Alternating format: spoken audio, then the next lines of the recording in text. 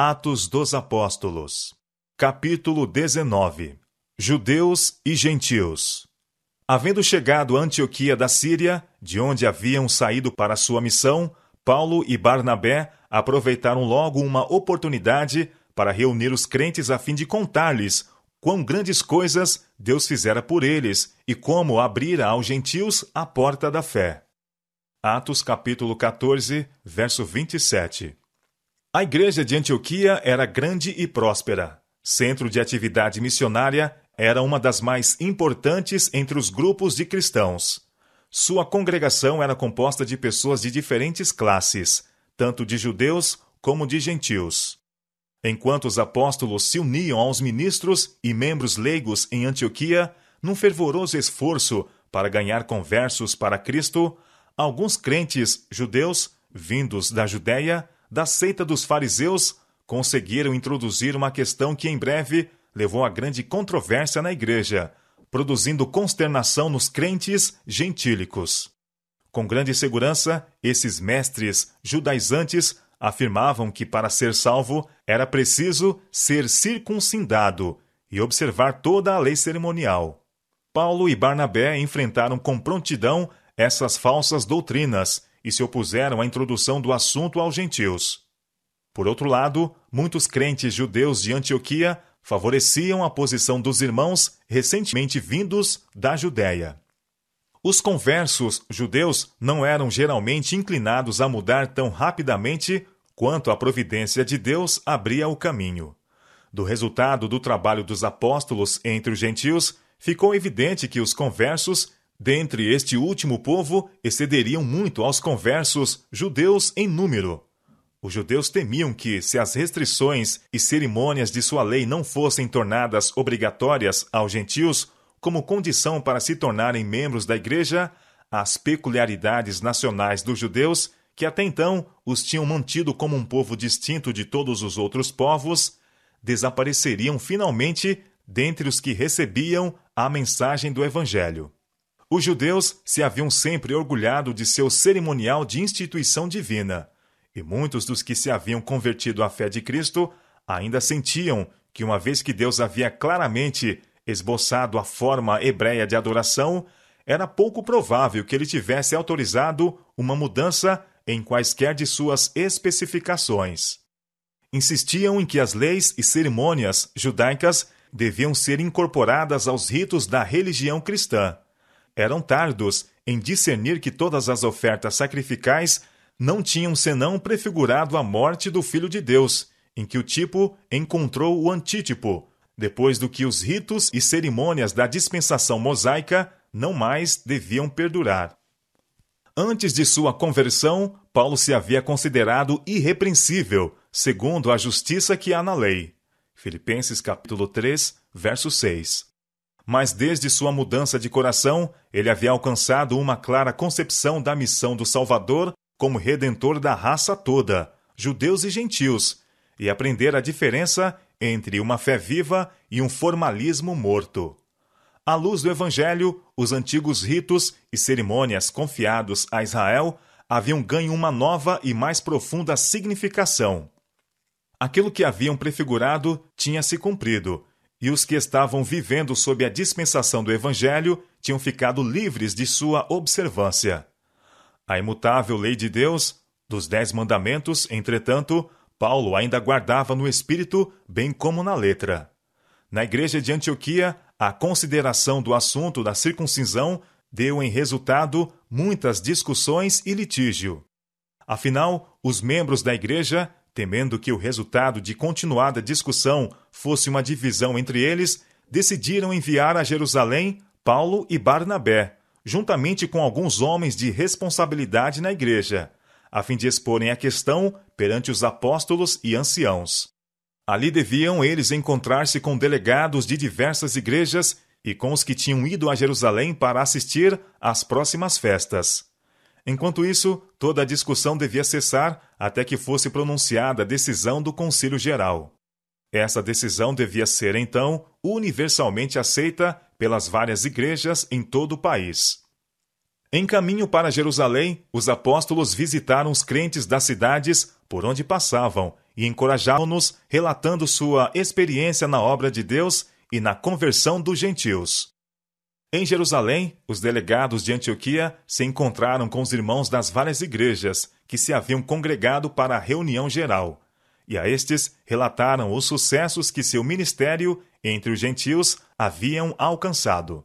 Deram-lhes, então, um claro esboço da confusão que resultara porque certos fariseus convertidos tinham ido a Antioquia, declarando que, para serem salvos, os conversos gentios precisavam ser circuncidados e deviam guardar a lei de Moisés. Essa questão foi ardorosamente debatida na Assembleia.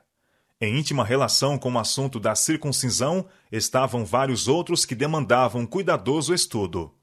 Um deles era quanto à atitude a ser tomada com respeito a carnes sacrificadas a ídolos. Muitos dos gentios convertidos estavam vivendo entre pessoas ignorantes e supersticiosas, que faziam frequentes sacrifícios e ofertas a ídolos. Os sacerdotes desse culto pagão mercadejavam extensamente com ofertas a eles trazidas, e os judeus temiam que os gentios conversos pudessem levar descrédito ao cristianismo, comprando aquilo que tinha sido sacrificado aos ídolos, sancionando assim, em certa medida, costumes idólatras. Além disso, os gentios estavam acostumados a comer carne de animais estrangulados, ao passo que os judeus tinham sido divinamente instruídos de que, quando animais fossem mortos para alimento, se tomasse particular cuidado para que o sangue fosse derramado do corpo. A não ser assim, a carne não poderia ser considerada saudável. Deus havia dado essas injunções aos judeus a fim de preservar-lhes a saúde. Os judeus consideravam pecaminoso usar sangue como alimento. Consideravam que o sangue era a vida e que o derramamento do sangue era a consequência do pecado. Os gentios, ao contrário, costumavam aparar o sangue derramado da vítima sacrificial e usá-lo na preparação de alimento. Os judeus não podiam crer que estivessem obrigados a mudar de costumes que haviam adotado sob a especial direção de Deus. Portanto, como as coisas então se apresentavam, se um judeu e um gentio se assentassem à mesma mesa para comer, o primeiro se consideraria ofendido e ultrajado pelo último. Os gentios, e especialmente os gregos, eram extremamente liberais, e havia o perigo de que alguns, não convertidos de coração, fizessem uma profissão de fé sem renunciar às suas más práticas. Os cristãos judeus não podiam tolerar a imoralidade, que nem mesmo era considerada crime pelos pagãos. Os judeus, portanto, consideravam necessário que a circuncisão e a observância da lei cerimonial fossem impostas aos conversos gentios como um teste de sua sinceridade e devoção. Isso, cria eles, poderia impedir que se aliassem à igreja os que, adotando a fé, sem verdadeira conversão, pudessem mais tarde trazer opróbrio sobre a causa por imoralidade e excesso. Pelos vários pontos envolvidos na regulamentação da principal questão em jogo, parecia que o concílio estava diante de dificuldades insuperáveis. Mas o Espírito Santo já havia, em realidade, solucionado essa questão de cuja decisão dependeria a prosperidade, se não a própria existência da igreja cristã. E havendo grande contenda, levantou-se Pedro e disse-lhes: Varões irmãos, bem sabeis que já há muito tempo Deus me elegeu dentre vós para que os gentios ouvissem da minha boca a palavra do Evangelho e crescem. Atos capítulo 15, verso 7. Ele arrazoou que o Espírito Santo havia decidido o assunto em discussão ao descer com igual poder sobre os gentios incircuncisos e sobre os judeus circuncidados. Rememorou a visão em que Deus apresentara perante ele um lençol cheio de toda a espécie de quadrúpedes, e lhe ordenara matar e comer. Recusando ele, com a afirmação de que jamais comera coisa comum ou imunda, a resposta fora: Não faças tu comum ao que Deus purificou. Atos capítulo 10, verso 15. Pedro relatou a clara interpretação dessas palavras, a qual lhe fora dada quase em seguida a notificação de ir ter com um centurião para instruí-lo na fé cristã. Essa mensagem mostrava que Deus não faz acepção de pessoas, mas aceita e reconhece a quantos o temem. Pedro falou de seu assombro quando, ao transmitir as palavras da verdade àquela assembleia em casa de Cornélio, testemunhara que o Espírito Santo se apossara de seus ouvintes, tanto gentios como judeus. A mesma luz e glória que se refletira sobre os judeus circuncidados brilhou igualmente na face dos incircuncisos gentios. Isso era uma advertência de Deus a Pedro, para que não considerasse pessoa alguma inferior a outra, porque o sangue de Cristo pode limpar de toda a imundícia. Em ocasião anterior, Pedro havia arrazoado com seus irmãos com respeito à conversão de Cornélio e seus amigos e sua comunhão com eles. Ao relatar nessa ocasião como o Espírito Santo descera sobre os gentios, declarara: Portanto, se Deus lhes deu o mesmo dom que a nós, quanto havemos crido no Senhor Jesus Cristo, quem era então eu, para que pudesse resistir a Deus? Atos, capítulo 11, verso 17. Agora, com igual fervor e força, ele afirma: E Deus, que conhece os corações, lhes deu testemunho, dando-lhes o Espírito Santo, assim como também a nós. E não faz diferença alguma entre eles e nós, purificando seus corações pela fé. Agora, pois, por que tentais a Deus, pondo sobre a cerviz dos discípulos um jugo que nem nossos pais, nem nós pudemos suportar? Atos, capítulo 15, verso 10. Esse jugo não era a lei dos 10 mandamentos, como afirmam alguns que se opõem aos reclamos da lei. Pedro se refere aqui à lei das cerimônias, tornada nula e vã pela crucifixão de Cristo. A preleção de Pedro levou a Assembleia ao ponto de poderem ouvir com paciência a Paulo e a Barnabé relatarem suas experiências na obra pelos gentios. Então toda a multidão se calou e escutava a Barnabé e a Paulo, que contavam com grandes sinais e prodígios Deus havia feito por meio deles entre os gentios. Atos capítulo 15, verso 12. Tiago também apresentou seu testemunho com decisão, declarando que era o propósito de Deus outorgar aos gentios os mesmos privilégios e bênçãos concedidos aos judeus. Ao Espírito Santo pareceu bem não impor aos gentios conversos a lei cerimonial, e o parecer dos apóstolos a esse respeito foi como o do Espírito de Deus. Tiago presidiu ao concílio, e sua decisão final foi: pelo que julgo que não se deve perturbar aqueles, dentre os gentios, que se convertem a Deus. Isso pôs fim à discussão. Nesse exemplo, temos a refutação da doutrina mantida pela Igreja Católica Romana, de que Pedro era a cabeça da Igreja. Os que, como papas, têm pretendido ser seus sucessores, não encontram fundamento escriturístico para suas pretensões. Coisa alguma na vida de Pedro concorda com a afirmativa de que ele fora colocado acima de seus irmãos como representante do Altíssimo. Se os que são considerados sucessores de Pedro tivessem seguido seu exemplo, ter-se-iam contentado sempre com ser iguais a seus irmãos. Nessa ocasião, parece ter sido escolhido Tiago para anunciar a decisão tomada pelo concílio. E sua sentença foi que a lei cerimonial, e especialmente a ordenança da circuncisão, não deveriam ser impostas aos gentios, ou a eles sequer recomendadas. Tiago procurou impressionar a mente de seus irmãos com o fato de que, convertidos a Deus, os gentios tinham feito grande mudança em sua vida, e que se deveria usar de muita cautela para não perturbá-los com assuntos de menor importância, que levantariam dúvidas e perplexidades, para que não desanimassem em seguir a Cristo. Os conversos gentios, porém, deviam abandonar os costumes incoerentes com os princípios do cristianismo. Os apóstolos e anciãos, portanto, concordaram em instruir por carta os gentios a se absterem de carnes sacrificadas aos ídolos, da prostituição, do que é sufocado e do sangue. Deviam ser ensinados a guardar os mandamentos e levar vida santa. Deviam também estar certos de que os que declaravam ser a circuncisão obrigatória não estavam autorizados a fazê-lo em nome dos apóstolos. Paulo e Barnabé eram-lhes recomendados como pessoas que haviam arriscado a vida pelo Senhor. Judas e Silas foram enviados com esses apóstolos para declarar aos gentios de viva voz a decisão do concílio. Pareceu bem ao Espírito Santo e a nós não vos impor mais encargo algum, senão estas coisas necessárias, que vos abstenhais das coisas sacrificadas aos ídolos, e do sangue, e da carne sufocada, e da fornicação, das quais coisas fazeis bem se vos guardardes.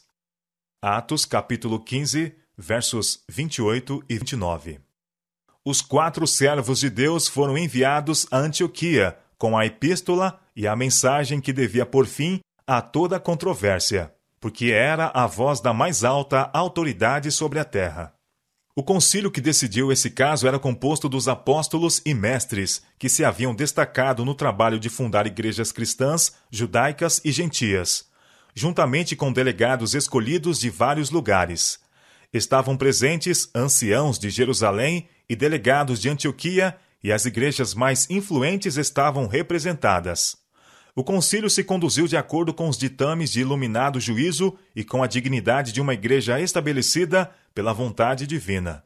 Como resultado de suas deliberações, todos eles viram que o próprio Deus dera resposta à questão, concedendo aos gentios o Espírito Santo, e sentiram que era sua parte seguir a orientação do Espírito. Não foram convocados todos os crentes para votarem sobre a questão.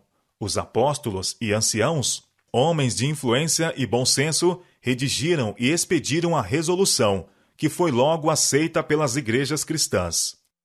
Nem todos, entretanto, ficaram contentes com a decisão.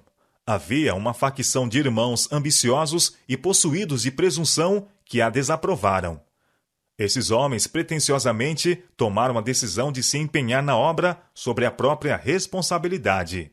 Entregaram-se a muita murmuração e crítica, propondo novos planos e procurando desfazer a obra dos homens a quem Deus ordenara que ensinassem a mensagem do Evangelho.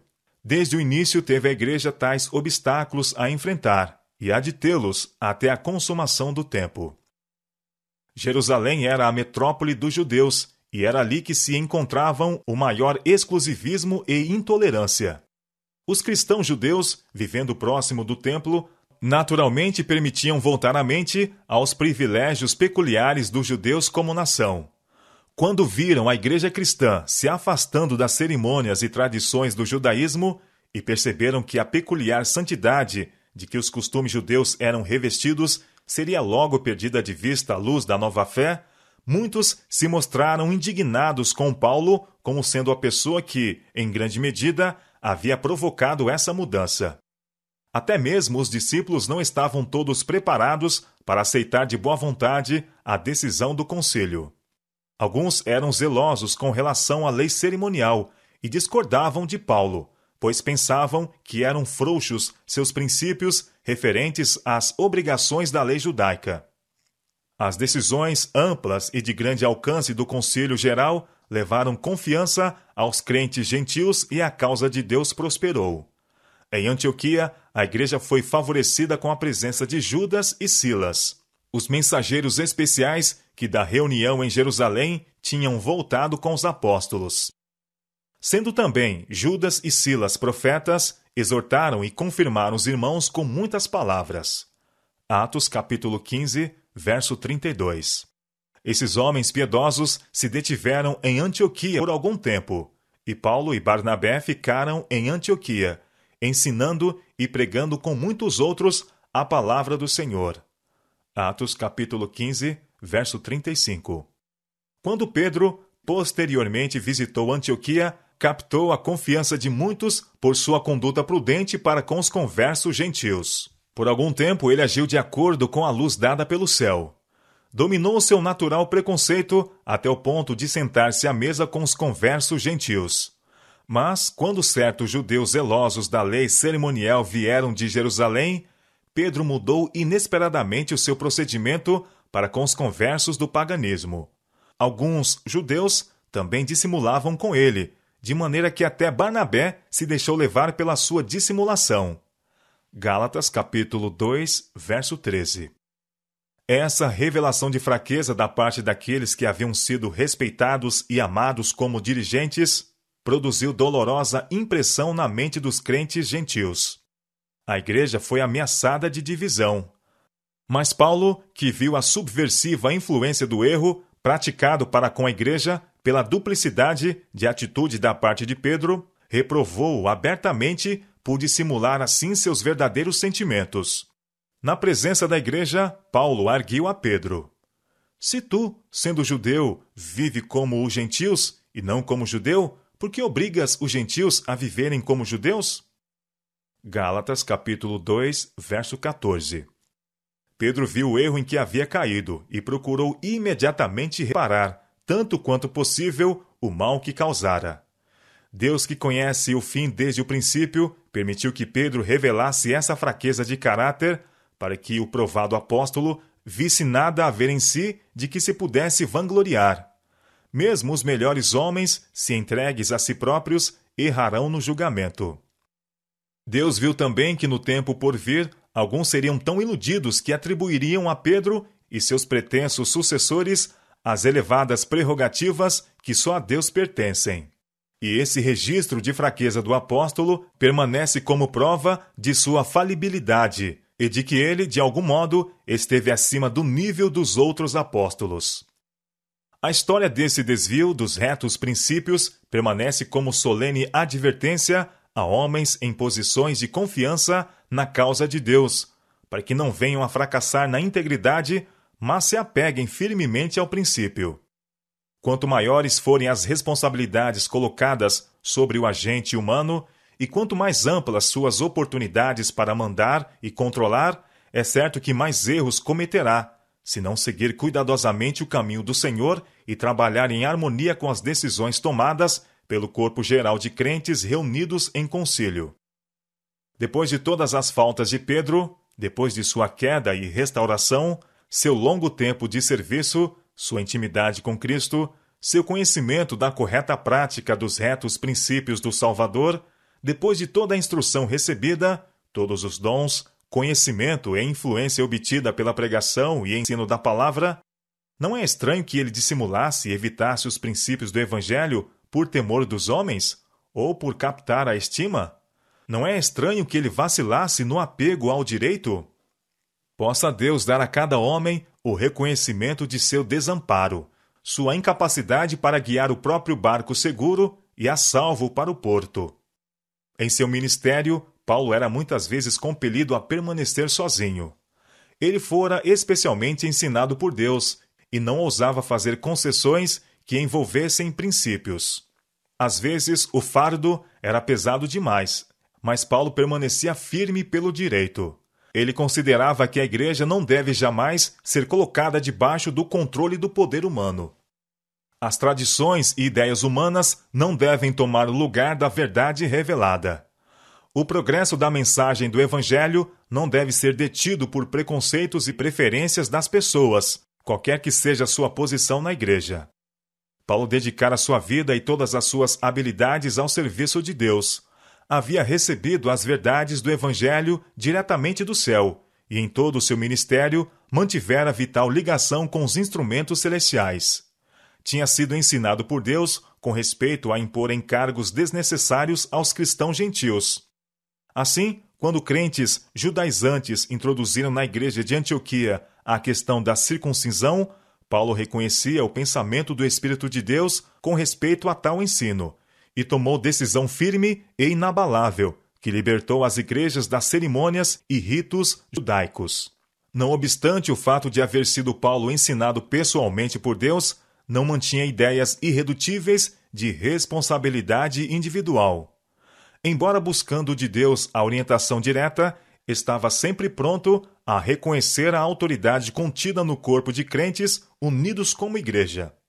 Sentia a necessidade de aconselhar-se, e quando surgiam assuntos de importância, alegrava-se em poder apresentá-los perante a igreja, e em unir-se com os irmãos para buscar de Deus sabedoria para fazer decisões acertadas.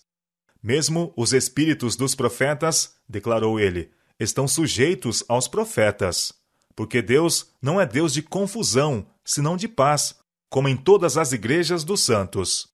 1 Coríntios, capítulo 14, versos 32 e 33. Da mesma forma que Pedro, ele ensinava que todos, unidos na qualidade de igreja, deviam ser sujeitos uns aos outros. 1 Pedro, capítulo 5, verso 5.